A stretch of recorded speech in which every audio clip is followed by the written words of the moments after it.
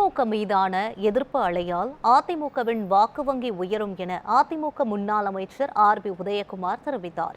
மதுரை மாவட்டம் உசிலம்பட்டியில் நடைபெற்ற அதிமுக தெருமுனை பிரச்சார கூட்டத்தில் பேசிய அவர் இவ்வாறு தெரிவித்தார். திமுகவுடைய அஜெண்டா என்ன?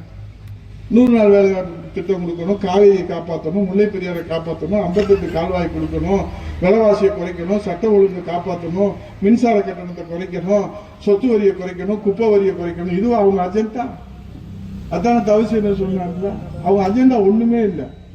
உதயநிதியை இந்த சந்தர்ப்பத்தில் கொண்டு வந்து முதலமைச்சர் அவையில் உட்கார வச்சு வாரிசு அரசியலுக்கு மகுடம் சூட்ட வேண்டும், மன்னராட்சிக்கு மகுடம் சூட்ட வேண்டும் என்று அவர்கள் முடிவு கண்டு கொண்டிருக்கிறார்கள்.